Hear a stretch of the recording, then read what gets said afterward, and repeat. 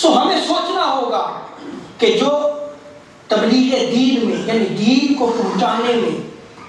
یا دین کے نفاذ میں انتہا پسندی کو اختیار کرتا ہے اور راستہ اختیار کرتا ہے نفرت اور تعصب والا،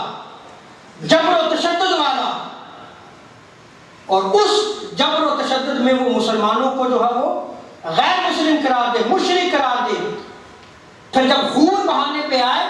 تو مسلم اور نان مسلم کی جو ہے وہ کیٹیگری کو بھول جائے اور وہ انسانیت کا خون بہانا شروع کر دے، تو ایسا شخص چاہے ظاہراً سارا جو ہے وہ اس کا لبادہ اسلام کا ہو، اس نے لمبی داڑھی رکھی ہو، وہ نمازیں پڑھتا ہو، وہ روزے رکھتا ہو، وہ قرآن پڑھتا ہو، وہ مسلمان نہیں ہے۔ وہ آقا علیہ السلام کے عطا کردہ دین پر نہیں چل رہا۔ حضور صلی اللہ علیہ وسلم نے جس طرح دین کی تبلیغ کی تھی، جس طرح اس دین کا نفاذ کیا تھا، اس نے آقا علیہ السلام کی سیرت و سنت کو چھوڑ دیا ہے۔ کیونکہ تاجدار کائنات صلی اللہ علیہ وسلم نے ارشاد فرمایا بہترین مسلمان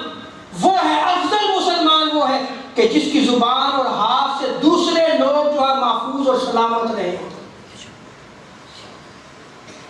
بلکہ مومن کی تعریف تاجدار کائنات صلی اللہ علیہ وسلم نے جو بیان فرمائی، اس روایت کو سنن نسائی، مسند احمد بن حنبل، ابن ماجہ اور مستدرک حاکم میں نقل کیا گیا۔ حضور صلی اللہ علیہ وسلم ارشاد فرماتے ہیں المؤمن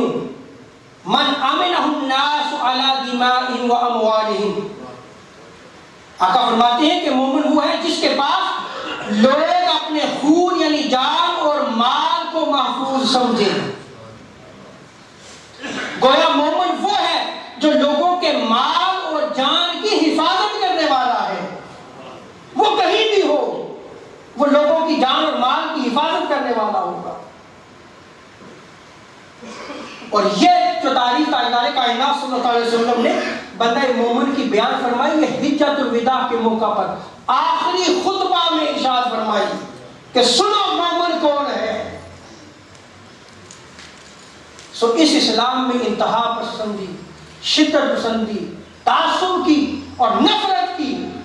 ذرہ برابر بھی گنجائش نہیں ہے۔ یہ امن و آشتی والا دین ہے،